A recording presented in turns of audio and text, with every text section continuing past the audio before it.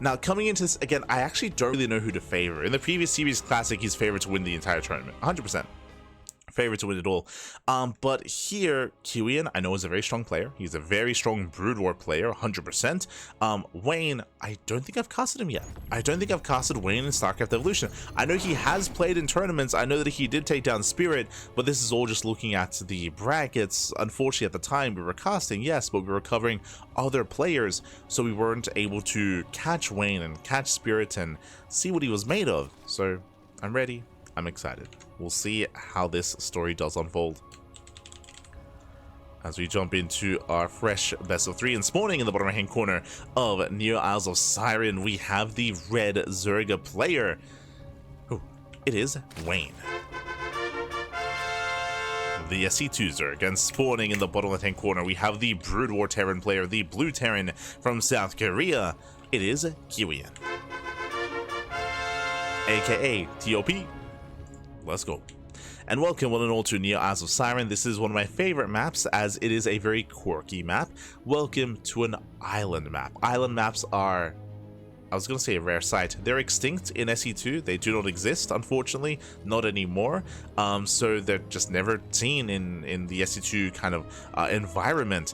But here, when it comes to StarCraft Evolution, we embrace the island map. So we have bottom right, bottom left, and top right, 4-player spawn location. Oh, there are 4-player spawns, and we do see Wayne instantly checking bottom left with his overlords, instantly checking top right, and he will find Kiwian early on. Now, when I say island map, you can see here there are these thin rivers, these thin crevices even, that do split the map into quadrants. So we have these big quadrants, bottom left, bottom right, as we mentioned, there's 4 quadrants, and there's also a center island as well. So we have technically 5 islands. 5 islands, each corner and the center island, a little bit smaller. Each island has 4 bases. We have the main base, we have the natural, we have the third, and we have the 4th base as well. So 4 bases are available here. We do see Kiwian going CC first into Rax into 3rd CC. Very greedy build here by Kiwian. Likewise, Wayne going hatch first, going hatch, gas pool into a 3rd hatchery. So both players are rushing into their 3rd bases as quickly as possible. And the reason for this is because there is no danger. There is no danger early on, so they can be as greedy as possible here. Now, something that is seen quite frequently, as you can imagine on these island maps, is mutaplay. Going Spire into Muta makes the most sense. We have seen players go actually Ling Hydra Lurker into Nidus instead and go for these big Nidus worms across the map and try to commit instead. So there are different ways to approach this, but for the most part, Mutaplay should be the go-to from the side of Wayne. Meanwhile, from the side of the Terran player, interesting. We do have a commitment into Bio. I was gonna say that we often see Mech and we often see Goliath. We often see like Factory into Starports, into like Goliath Wraith, Valkyrie sort of setup into Mech composition. But here we have Kiwian going for a stim timing. Okay. Now, I do like this. Coming into this, we do have a very interesting setup and a very interesting scenario. If we assume that Wayne is rushing into mutas, then a stim timing can honestly kill Wayne. It's going to be a little bit awkward just because dropships and starport production is a little bit more delayed and it's a little bit more wonky here from Kiwian, so that will slow him down. But when it comes to like moving out with early bio and early stim, I do think that if Wayne is greedy and if Wayne makes nothing but mutas and does not have a supportive army, then Wayne could just die. So we'll see. We'll see how this all comes together. We'll see how this all does come to pass. Overlords are set. Yep, there's that Spire. So as we mentioned, we're rushing into mutas. No surprise here. There's going to be mass muta out of Wayne. I should also emphasize that there was a recent change last week to the gas geysers, and now these are no longer high yield. They used to be high yield gas geysers, but now they're regular gases instead.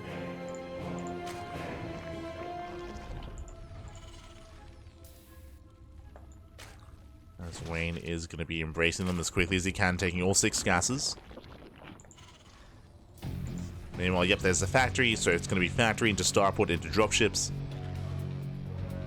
The mass spire is building up. We do have Kiwian still searching for his opponents. I just realized that the Overlord did see the position of Kiwian, but Kiwian did not see the Overlord, as the Overlord did have more vision than the initial building SEV.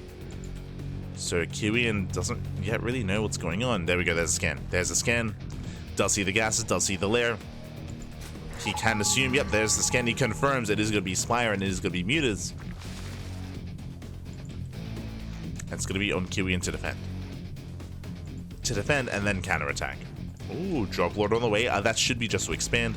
So Wayne going for the Drop Lord just so we can take a top right. Take more expansions. Muta production has begun.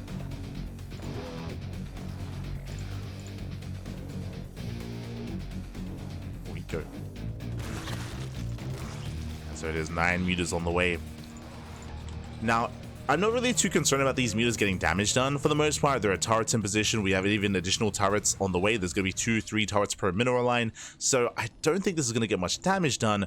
But what I am very curious about is the counterattack. Again, here comes that starport into control tower. Right now, Kiwian is locked onto his base. He's locked down. Like, he has no way to leave his island for the time being.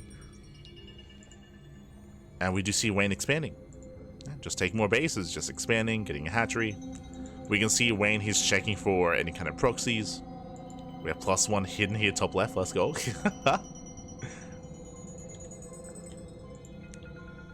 Wayne is looking for ninja bases. Remember, Wayne, he knows he got scattered, so he knows that there should be turrets done. That's why there's no rush for Wayne to go into mineral lines. That's why I wasn't really too concerned about Wayne getting damage done, because he shouldn't get too much. He will get 1 SCV. Gets 1 SCV. Bio Army just spawned, losing another SCV, so 2 SCVs going down. But these Mutas, they can't really engage with the Marines, so they have to back off. Now, I did say earlier how we have seen a lot of Nidus and Hydra Lurker play here in ZVT on Neo Islands of Siren. There it is, Hydra Den just now finished. So Hydra Den, most likely into Nidus, into Lurker.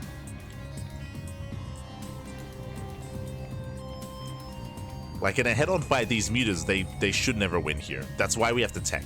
The Mutas, what their goal right now and what they're achieving is containing, right? They're stopping a fourth. They're stopping a fourth base from being taken. They're stopping an island base from being taken. They're containing Kiwian on his 3-base setup, and Wayne is now switching from Muta into Lurker. Into either drop play or Nidus play, right? Into an army that can actually fight. Mutas, they do head into the main. The Valkyries, oh my god. Valkyries have arrived. Mutas have to respect it. They turn around, do take a big shot to the face. All it takes is a couple of volleys from the Valkyrie and the Mutas will just evaporate. We've seen that many, many times. Gotta respect the Valkyries. But that's also why, like, these Mutas, they don't have a lot of longevity in this game, right? Like, they're not the end-all be-all. All it takes a couple of Valkyrie shots. Like, you think Liberator AoE, like anti-air attacks, are scary, and they can be scary when you hit critical mass of Liberator, but Valkyries can achieve what Liberators can with far less units, with far less Valkyries. That's what's terrifying. Like, give Kiwian like 3-4 Valkyries, he'll be set. Whereas in SE2, if you want to do the same thing with Liberators, you need like, what, 8-9 Libs?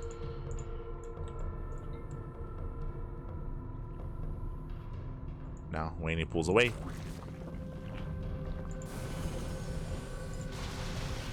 Boy does find the eBay. He won't deny +1, but he will deny +2. Or I guess the +1 armor, I should say. The second upgrade. Meanwhile, Lurkers are amassing +1 range into Nidus play. Sorry, I meant to say into Hive. And then into Nidus's. We do see the Kiwian has still yet to expand. Nice catch on the medic. Medic goes down. Oh.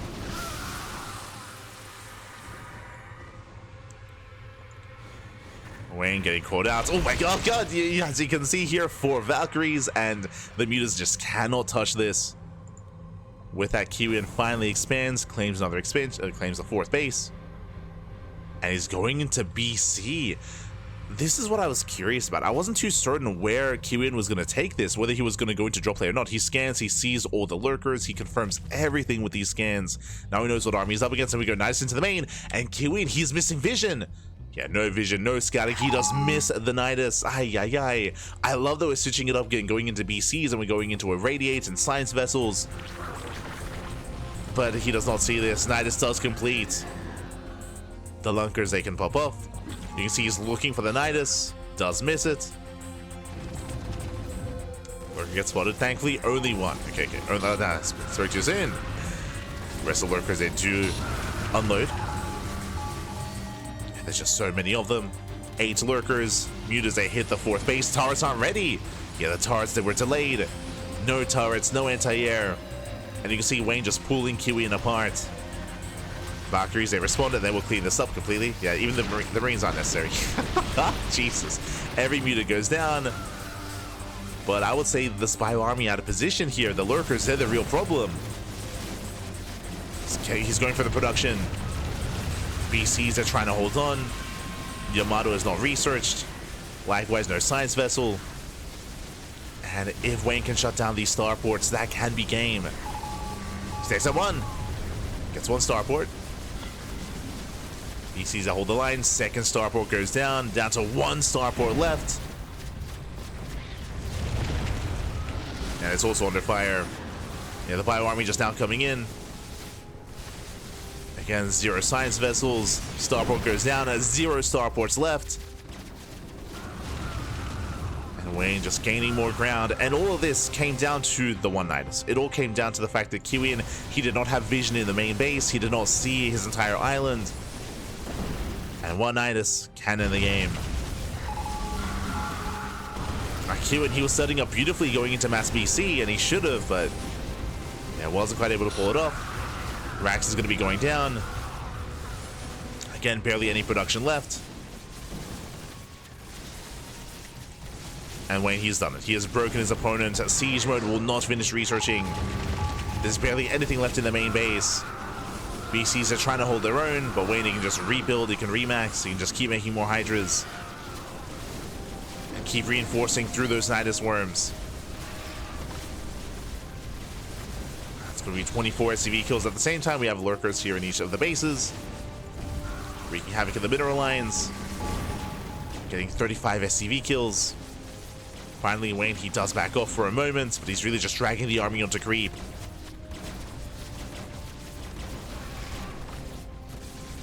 Getting 57. 57 SCV kills. Did I say 57? 72. Oh my god. 72 SCVs. And that's everything. That's going to be everything. That's going to be the economy crippled. We do see Kiwian attempting to rebuild his production. We have more starports on the way, trying to rebuild, trying to recover. And Kiwian does have a bank, but the bank is finite. The reality is that he has no income. He has no way to replenish his army. Not after he burns through that bank.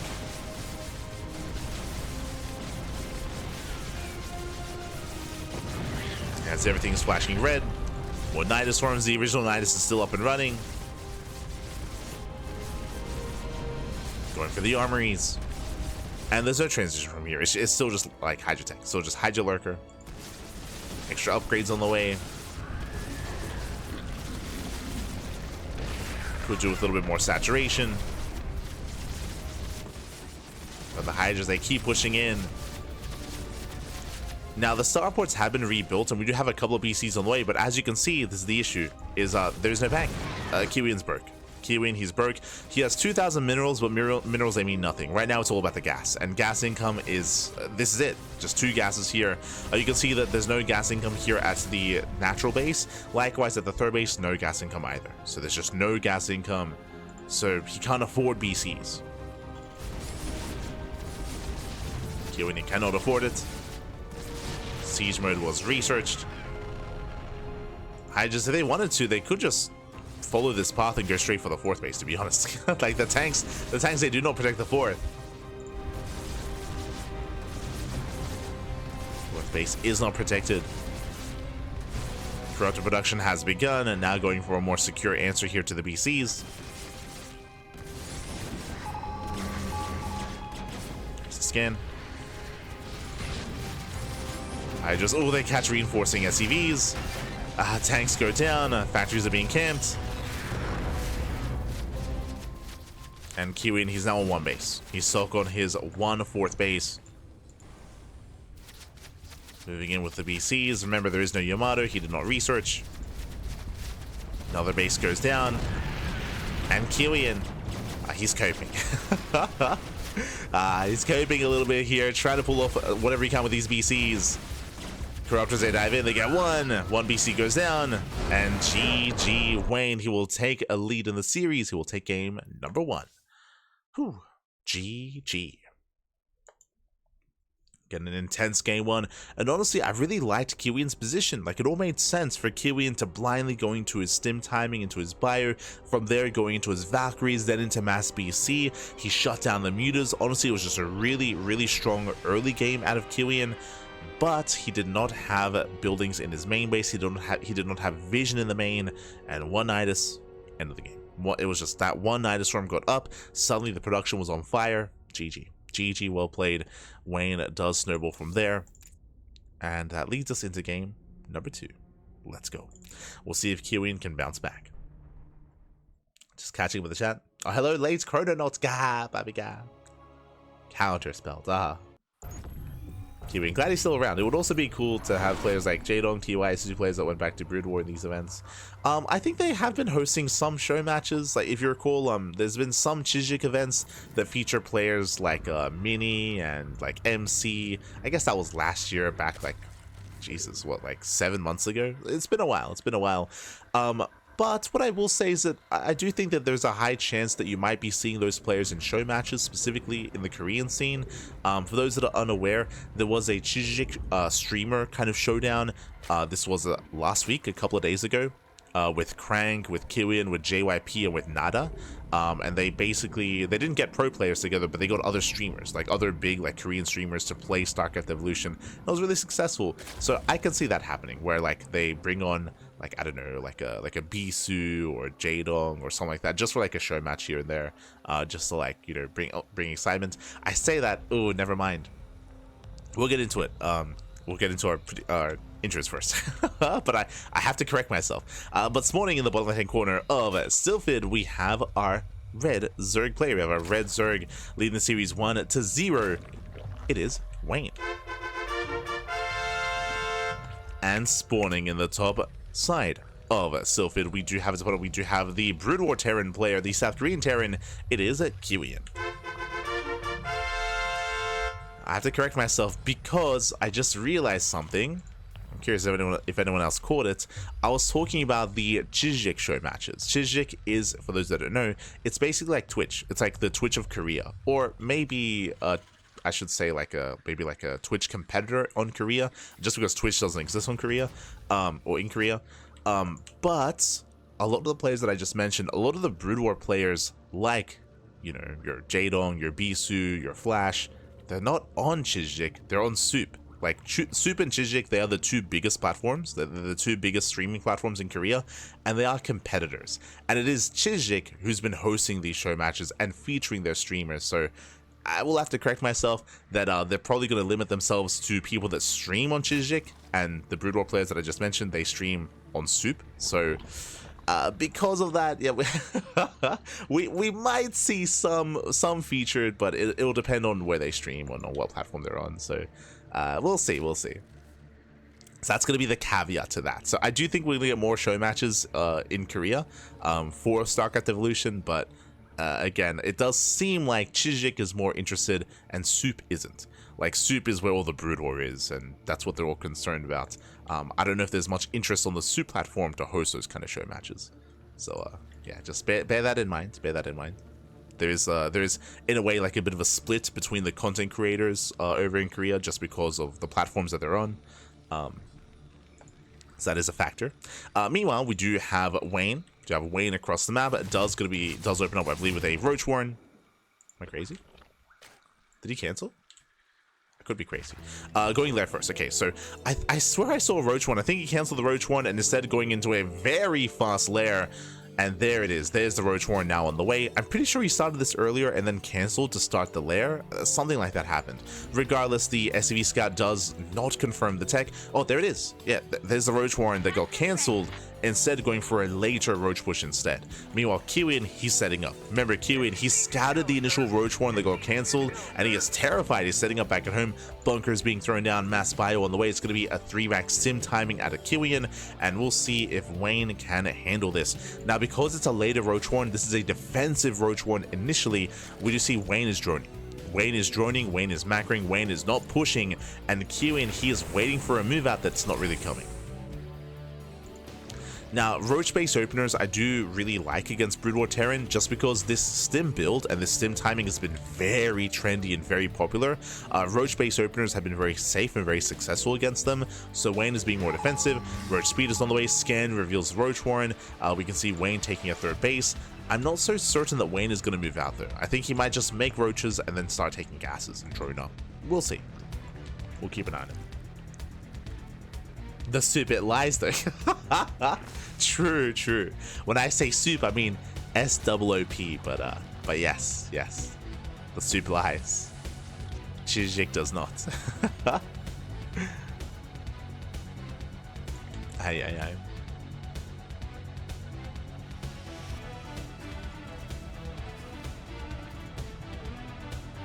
But the show matches, and depending on what platform you're on, that will kind of determine like what you're gonna be invited for and things of that nature. So always important to bear that in mind. It's different ecosystem, different setup that they have over in Korea. But now that we do have a bit of a supply block, but we do see that Kiwian, again, he's being he's being hyper defensive. Unfortunately, a big misread here. As we mentioned before, because Kiwian saw the earlier Roach Warren, that's why he set up as defensively as he did. Now he saw the follow-up, and again, he's just fully walling up here, throwing down more bunkers, getting into siege mode. The initial stim timing has been missed, so he didn't miss his timing, and now he's just building up defensively. Wayne, on the flip side, he has been droning. He's been taking his gases and taking up from Roach Ravager into Roach Ravager Infestor. Likewise, squeezing out drones, saturating that third base. Kiwian, he finally breaks out, and we'll see what he can get done. TvZ versus Soup, a battle for the H. No. Let's go. Which is more tasty? Which is more savory? True.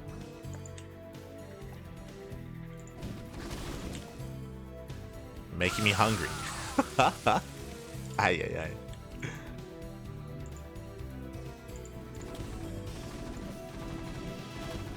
But we do have that hive now on the way. Wayne, he is very slowly droning. This is my biggest concern for Wayne. If you can see here, Wayne, he's been very scared to drone. He's been very scared to drone. Like, he's barely been saturating this third base. Now he's droning, but these drones are late. So late saturation at the third. It looks like Wayne was scared of a two-base win from his opponent. So in a way, both players have been playing scared. We see that Kiwian was getting ready for a push that never happened. Wayne was also getting ready for a push that didn't happen either. Like they're both kind of playing chicken right now, and no one's flinching, not yet. So now finally Wayne drones, now getting a fourth base. I would say that Wayne, he's the first to start like working towards a greater game, a longer game state. Meanwhile, Kiwian is still stuck on two bases. No third CC yet. He is taking up from tanks into science vessels into irradiate.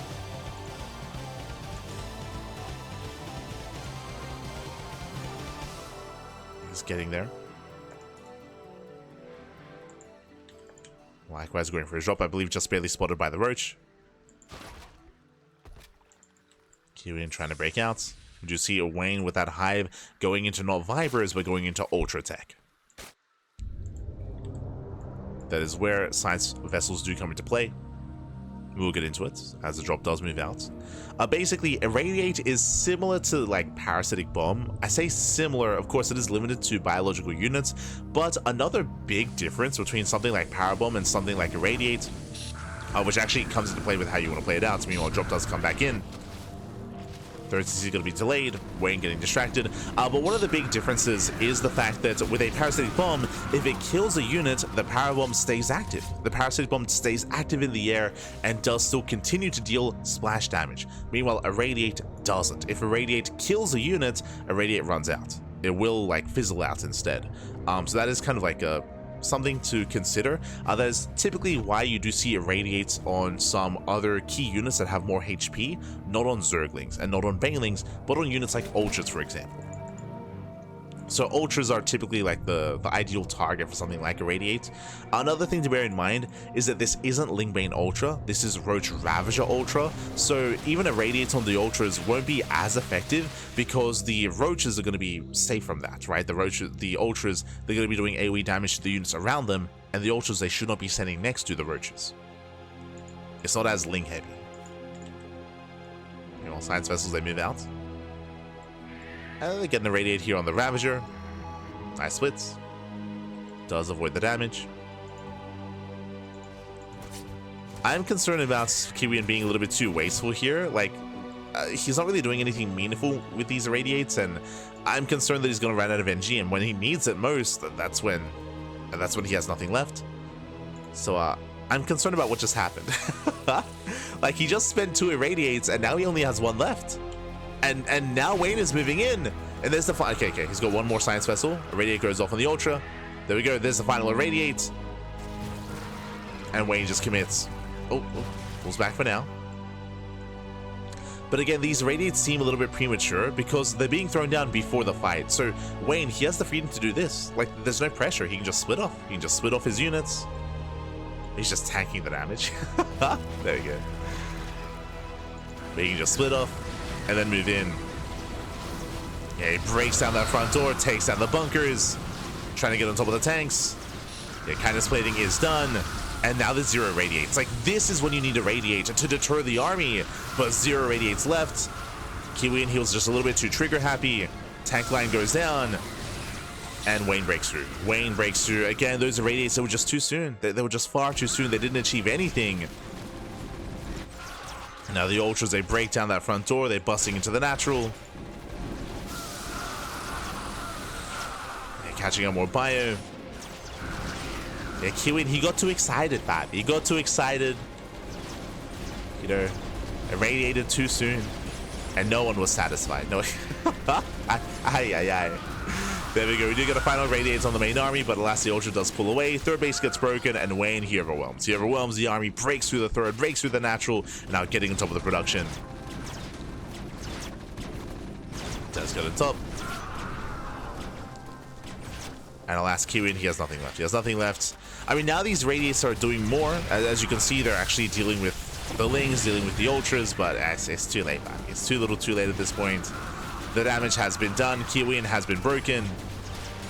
Boys are being pulled into the ultras. And Wayne popping off here with a strong 2-0 against a player like Kiwian. Very impressive here. I mean, again, game 1 was close. Game 1 came down to lack of vision. Here in game 2, it was just very tense. Very tense. Very much so both players kind of scared of each other. Once again, going into Mass BC. Let's go. Mass BC on the way, but it's too late. GG gets called, and Wayne, he breaks through, and he will take the 2-0. GG. Whew. GG, well played. Does Irradiate end? It does. Irradiate just lasts a long time. The duration is quite long on Irradiate. But again, ideally, you do want to wait for your opponent to be looking to commit into a fight, because then you can either punish the opponent for committing to the fight or delay the push and force Wayne to like back off and to wait out the Irradiate to peel off those ultras. Again, I'm not too fond of the idea. If you remember, Kiwian, he moved out early on before any kind of major engagement, and he irradiated like groups of like Ravagers. Like he just targeted like a Ravager here, a Ravager there, and he was doing some damage, but like he wasn't really doing anything meaningful with it. I think he killed like 2 roaches and like 2 Ravagers, and that just meant that those were Irradiates that weren't ready for the main fight, and like every Irradiate counts when it comes to that defense against Mass Ultra. GG, well played. With that, Wayne does take the 2-0, and Wayne does advance on to the semi-finals. Let's go. Let us go.